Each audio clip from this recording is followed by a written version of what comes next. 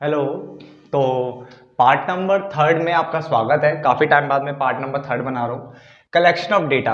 क्योंकि जो class twelfth के बच्चे थे हिंदी मीडियम, उनके पास क्या है, कंटेंट नहीं था यूट्यूब के अंदर, मतलब उनको यूट्यूब में वीडियोस नहीं मिल रही थी हिंदी मीडियम की, इसलिए मुझे क्या वहाँ जाना पड़ा और उनके लिए हिंदी मीडियम की वीडियोस बनानी पड़ गई थी पूरे बुक की। ठीक है, दोनों बुक की।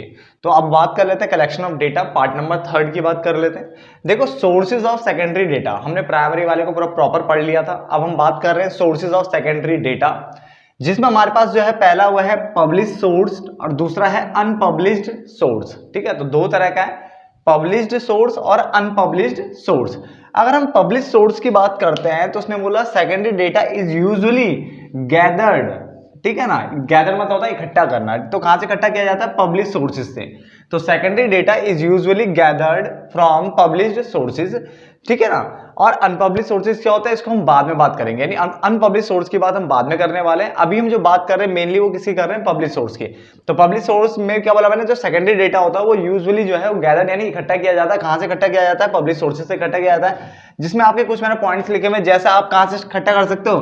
Government publication. देखो, क्योंकि वर्ड क्या लिखा है, देखो पब्लिश सोर्स, पब्लिश सोर्स का मतलब होता है ऐसे सोर्सेज जो कि पब्लिश्ड हो रखे हैं। यानी इसका मतलब जैसे मान लो आपने कोई इंफॉर्मेशन इकट्ठा करी और उसको पब्लिश भी करवा दिया। पब्लिश कहीं भी करवा सकते हो आप, ठीक है ना।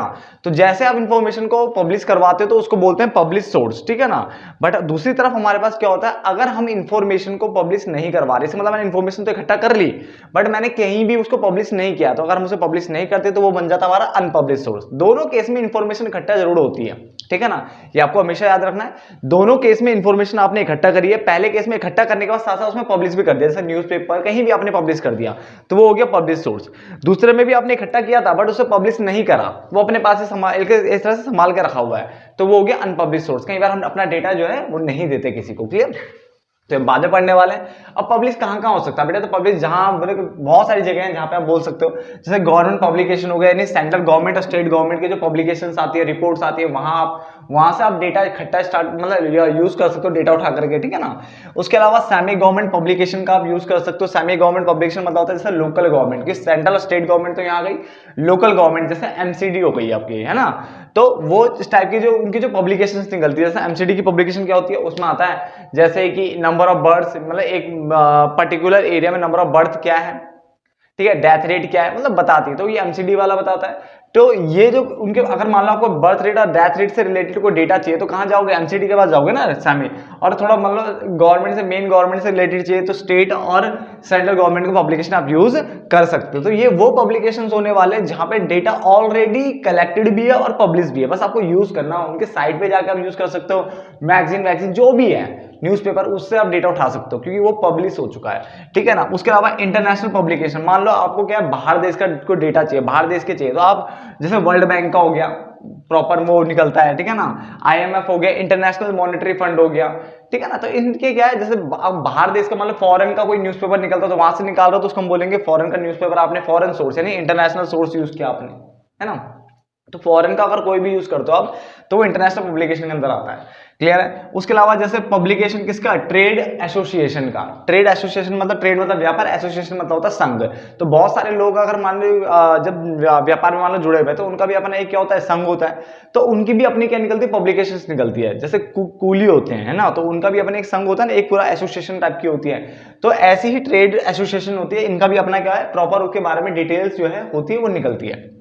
रिसर्च इंस्टीट्यूशन की भी पब्लिकेशन निकलती है, तो पब्लिकेशंस ऑफ रिसर्च इंस्टीट्यूशन, जिसमें बताया रहता है कि ये सब रिसर्च हुआ है एंड ऑल, जो भी चीजें हैं वो यहाँ पे बताया जाएगा, ठीक है ना। उसके अलावा जर्नल्स एंड पेपर्स, जैसे न्यूज़पेपर हो गया, मैगजीन हो गया, तो यहाँ से भी आप डेटा अगर उठाते हो तो उसको हम बोलते हैं journal and papers, publish source का पार्ट है। उसके साथ साथ पब्लिकेशन ऑफ रिसर्च स्कॉलर्स, मान लो जैसा आपने मान लो कोई चीज फाइंड की है ना, और आपने कैसे उसको किया, प्रॉपर आपने किया, उसका प्रोसेस लिख करके आपने उसे पब्लिश कर रखा है। तो अगर आपने उसे पब्लिश कर दिया तो इसका मतलब वो पब्लिकेशन हो गया, और पब्लिकेशन किसके अंदर आएगा? पब्लिश सोर्स के अंदर। वो किसको माना जाएगा? सेकेंडरी डेटा का पब्लिश सोर्स माना जाएगा। क्लियर है? इसका मतलब ये पब्लिकेशन है किसका? रिसर्च स्कॉलर्स का, एक्सेट्रा एक्सेट्रा एक्सेट्रा, बहुत सारे हो सकते हैं। तो मेनली बात करें तो यहाँ पे ज्यादा डिटेल में नहीं जाना, बहुत आसान सा है। सीधा बोलेंगे सेकेंडरी डेटा को आप दो जगह से कलेक्ट कर सकते हो, या तो पब्लिश सोर्स से या अनपब्लिश सोर्स से। दोनों केस में डेटा आपके पास कलेक्ट होता है, बट पहले केस में पब्लिश हो चुका होता है, दूसरे केस में पब्लिश नहीं हुआ था। पब्लिश कहीं से भी, बेटे इतने सारे नाम लिखे आप याद रख सकते हो, ठीक है। और नहीं भी याद रखना तो इतना याद रखना, अगर पेपर में अगर कोई केस बेस्ड स्टडी टाइप का कोई क्वेश्चन आता है, कुछ भी आता है, तो अगर वो पब्लिश हो चुकी है, ठीक है, मान लो किसी कमेटी का कोई मतलब आर्टिकल आया, तो बेटा आर्टिकल भी तो पब्लिश हो चुका है ना, तो पब्लिश सोर्स के अंदर आएगा। ये न्यूज़पेपर में आया था वो तो पब्लिश हो चुका है, मैगजीन में पब्लिश हो चुका है ना, जब इकोनॉमिक्स टाइम्स में आया था तो भाई न्यूज़पेपर है, आ गया होगा, ठीक है ना। ऐसी कोई भी मैगजीन होगी तो वहां आया तो वो है। इंटरनेशनल बाहर की कोई साइट वाइट है या वहां पे कोई वर्ल्ड बैंक की रिपोर्ट वोट आई थी उसमें है, तो हम बोलेंगे इंटरनेशनल है। बात को समझो, ठीक है ना। Government publication, central state government की कोई रिपोर्ट आई है तो वहां से आप यूज कर सकते हो, जैसे बजट हो गया, समथिंग है ना, कुछ भी आप यूज कर सकते हो। तो देखो मैं यहाँ पे थोड़ा सा स्पीड थोड़ा सा ज्यादा रख रहा हूँ, क्योंकि ये चैप्टर का एंड है, ऑलरेडी 2 पार्ट बन चुके थे, मेन वहीं तक था बेटा, ये भी हमें पढ़ना है, ऐसा नहीं कि मेन नहीं है, मेन इसमें सेकेंडरी डेटा के ऊपर क्वेश्चन आते हैं, बट ये जो पोर्शन है ये बहुत आसान है, ये पब्लिश वाला, ठीक है ना। और अनपब्लिश का भी हमें 2 मिनट में खत्म करना, बट उसके बाद जो मेन चीज है वो मैं आपको कराना चाहूंगा, जो पूछा जाता कई बार, ठीक है ना। तो बट इतना हमें आप पहले याद रखना है।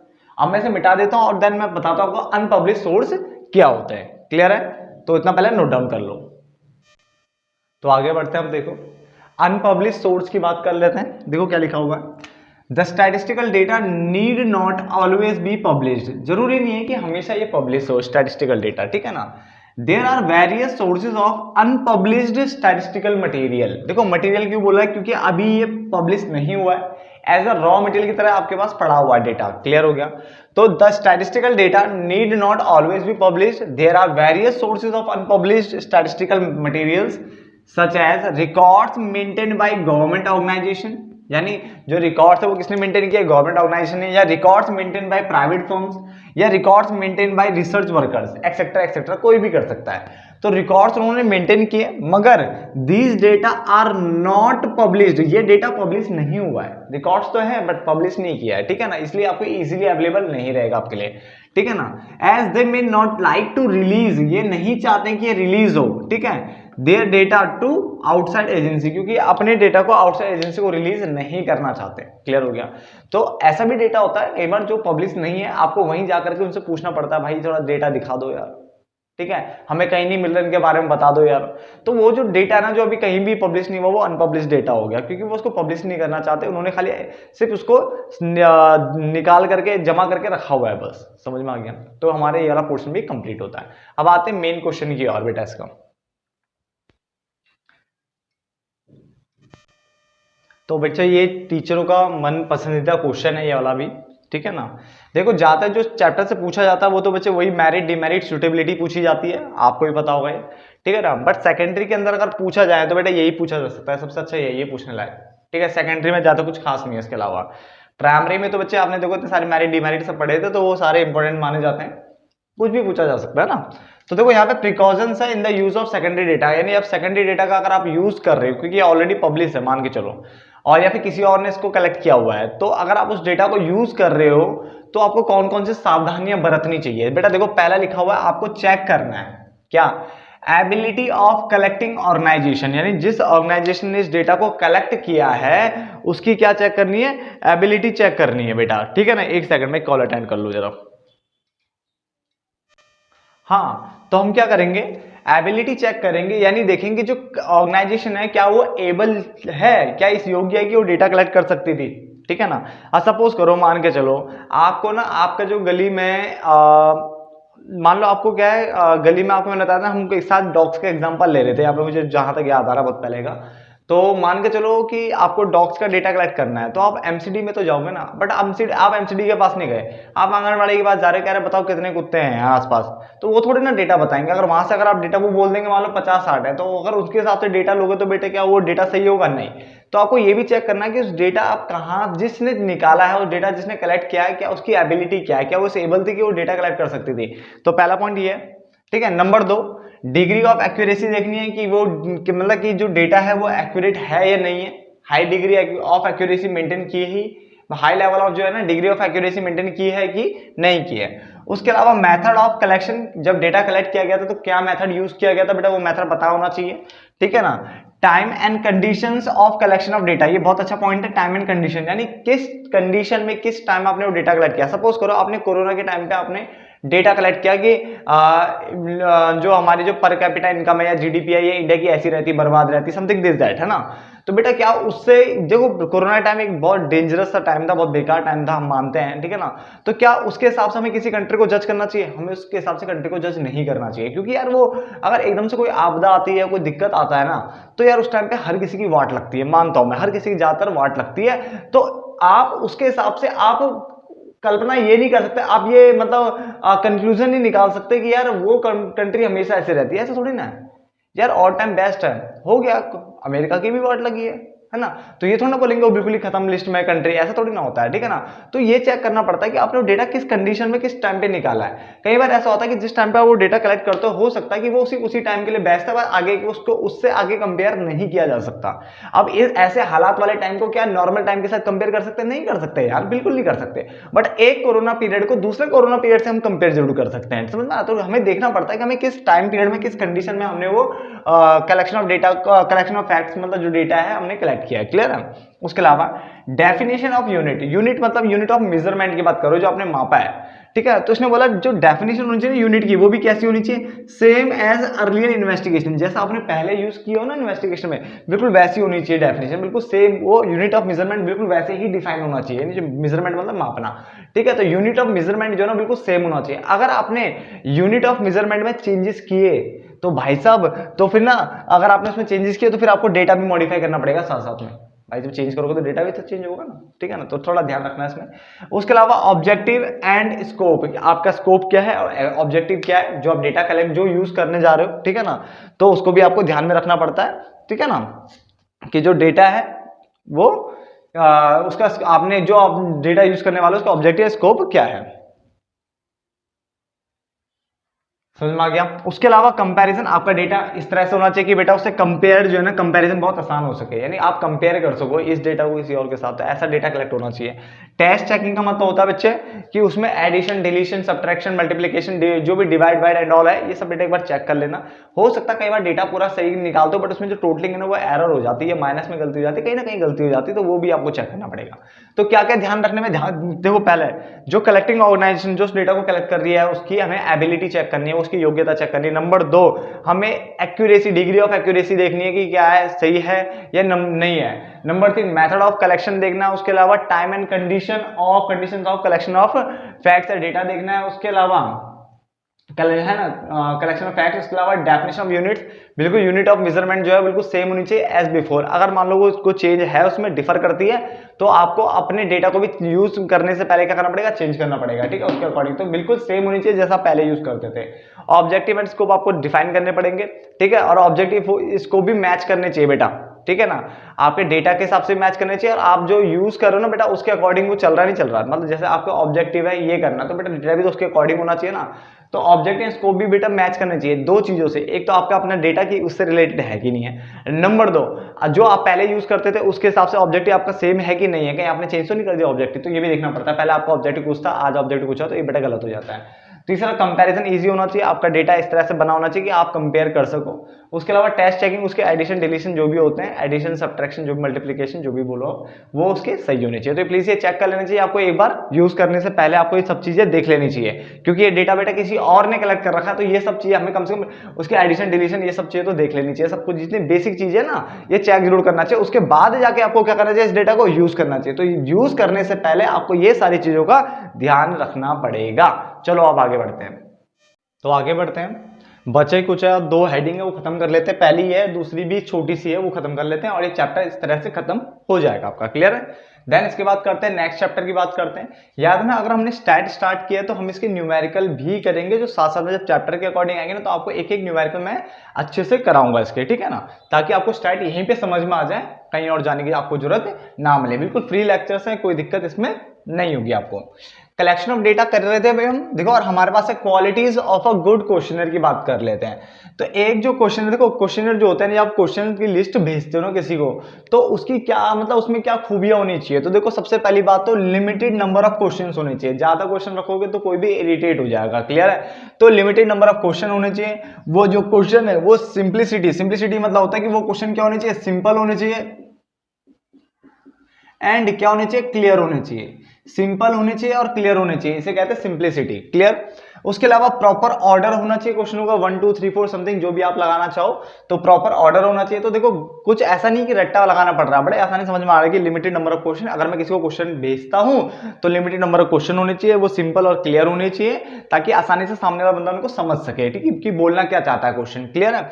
उसके अलावा proper order of the question, then personal question must be avoid, यानी पर्सनल क्वेश्चन आपको नहीं पूछने, जिसकी मैं बात कर रहा हूं, हमने बोला नो अनडिजायरेबल क्वेश्चन, यानी इस टाइप का उटपटांग से कोई क्वेश्चन आप नहीं पूछोगे, क्लियर हो गया। तो आगे चलते हैं।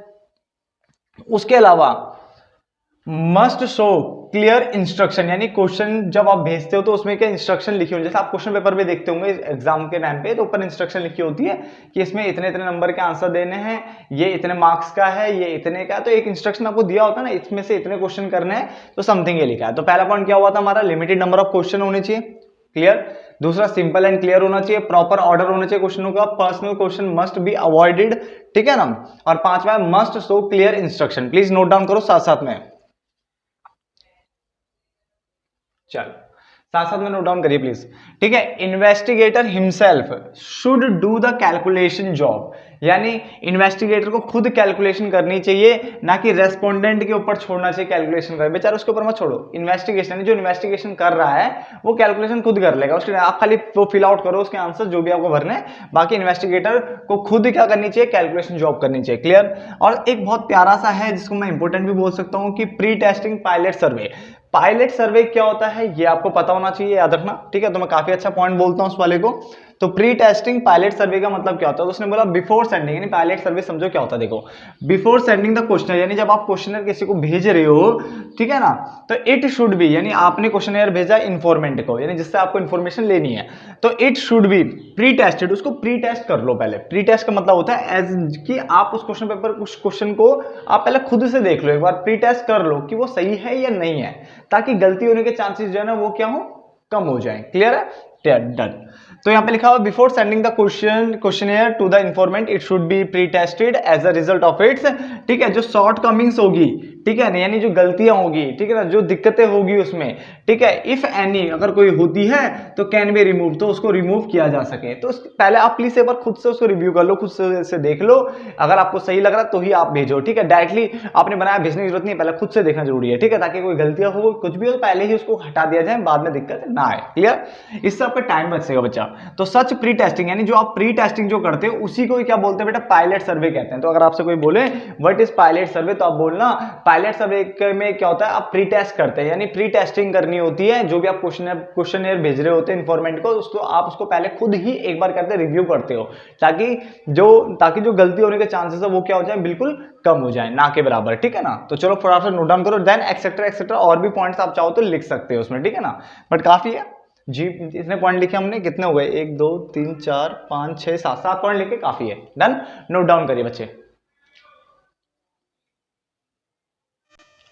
तो देखो लास्ट को पॉइंट है आपका ये, ठीक है ना, लास्ट हेडिंग है आपकी कि टाइप्स ऑफ क्वेश्चंस की अगर हम बात करें तो कितने तरह के क्वेश्चंस हो सकते हैं। तो पहला आता है आपका सिंपल अल्टरनेटिव क्वेश्चंस।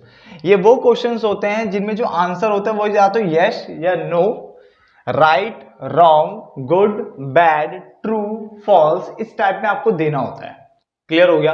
तो ये सिंपल अल्टरनेटिव क्वेश्चन है, बिल्कुल सिंपल क्वेश्चन होते हैं जिसमें आपको true false, right wrong, yes no, ठीक है, correct incorrect, good bad something, इस तरह से आपको बिल्कुल एग्जैक्टली एक बार में एक ही उसमें आंसर देना होता है, क्लियर हो गया।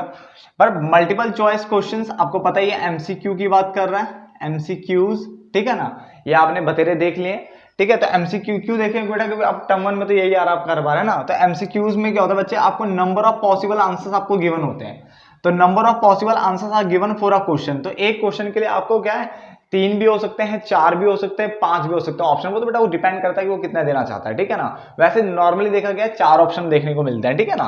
तो मल्टीपल चॉइस क्वेश्चंस के अंदर क्या आता है, नंबर ऑफ पॉसिबल आंसर्स आपको गिवन होते हैं कि ये भी हो सकता है, ये भी हो सकता है, ये भी हो सकता है और ये भी हो सकता है। तो बताओ कौन सा वाला करेक्ट होगा, क्लियर हो गया। तो बिल्कुल बच्चों वाला पॉइंट था यहाँ पर।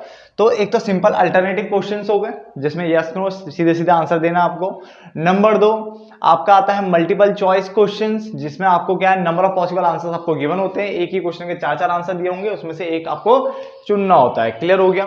देन आता है specific information question. Specific information question का मतलब होता है जिसमें ओनली स्पेसिफिक इंफॉर्मेशन जो है ना इज ऑब्टेन्ड, उसको ही ऑब्टेन किया जाता है थ्रू सच क्वेश्चन। यानी ये कुछ इस टाइप के क्वेश्चन होते हैं जो किसी स्पेसिफिक स्पेशल यानी एक तरह से बोलो आप इंफॉर्मेशन कलेक्ट करने के लिए तैयार किए जाते हैं। तो उसने बोला स्पेसिफिक इंफॉर्मेशन क्वेश्चन वो क्वेश्चन होता है जो कि ओनली स्पेसिफिक, ठीक है ना, जिसका यूज होता है only specific information is obtained through such question, यानी जो बिल्कुल स्पेसिफिक क्वेश्चन है वो उन्हीं के आंसर से क्या ऑब्टेन किए जाते हैं। क्लियर। देन आता ओपन, जैसे डिबेट टाइप का हो गया ओपन क्वेश्चंस, डिबेट टाइप का बोल सकते हो आप। इन दिस द रेस्पोंडेंट, ठीक है, रेस्पोंडेंट रिक्वेस्टेड, ठीक है, रेस्पोंडेंट को क्या रिक्वेस्ट किया जाता है टू गिव हिज व्यूज, कि वो अपने views they on specific issues. यानी मान लो कोई भी इशू आपने उठा लिया, सपोज करो कि सपोज करो एक इशू मैं बोलता हूँ, जैसे मान लो कि इंडिया में प्राइस जो है वो इन्फ्लेशन हो रहा है, यानी अपने इन्फ्लेशन की जो दिक्कत है उसको किस तरह से कंट्रोल किया जा सकता है, ठीक है। तो in this respondent is requested to give his views on specific issues. तो हमने बोला स्पेसिफिक इशूज कैसे हो सकते हैं, जैसे मैंने बोला कि चलो बताओ जो सबसे पहले मैंने इन्फ्लेशन बोला कि इन्फ्लेशन को कैसे कंट्रोल कर सकते हैं, इसके ऊपर बता दो भाई, अपनी राय दो। डिफ्लेशन यानी जब आपके मंदी का दौर होता है उस टाइम पे किस तरह से उसको आप कंट्रोल कर सकते हो, प्लीज अपना राय दो। कैसे हम क्या नाम है जो इलीगल एक्टिविटीज है उसको कंट्रोल कर सकते हैं, कैसे हम कोई भी मतलब जैसे जो अभी चल रहा है, मान लो कि कंट्रीज के बीच में वॉर चल रही है, तो कैसे इसको मतलब इसको रोका जा सकता है, कैसे इसको क्या है शांति से सुलझाया जा सकता है। तो एक तरह से मैं आपसे खाली बोल रहा हूँ कि प्लीज अपनी क्या है उसमें कोई राय दो, अपने व्यू पॉइंट रखो, ठीक है ना। तो ये होता है ओपन क्वेश्चन, चाहे डिबेट टाइप का बोल सकते हो, मैंने बताया था आपको। तो ये 4 तरह के क्वेश्चन आपके हो गए, simple alternative question, multiple choice question, specific information question और ओपन क्वेश्चन। क्लियर है। और यहीं पे ना इस वीडियो का क्या हो जाता है बच्चा, एंड हो जाता है। यानी आपके 2 चैप्टर मैंने आपको करा दिए, ठीक है। मानता हूं थोड़ा लेट लेट हो रहे हैं बेटा, इसके पार्ट धीरे धीरे आ रहे हैं, ठीक है। बट अब हम तीसरे चैप्टर की ओर चलेंगे, ठीक है, क्योंकि हमें कुछ चैप्टर तक तो बेटा थ्योरी करनी है, देन उसके बाद हमारा न्यूमेरिकल यानी ग्राफिकल और न्यूमेरिकल जो पोर्शन होता है वो स्टार्ट हो जाएगा। क्लियर हो गया। तो चलो मिलते हैं फिर नेक्स्ट चैप्टर में, तब तक के लिए धन्यवाद दोस्तों, ठीक है, चलो।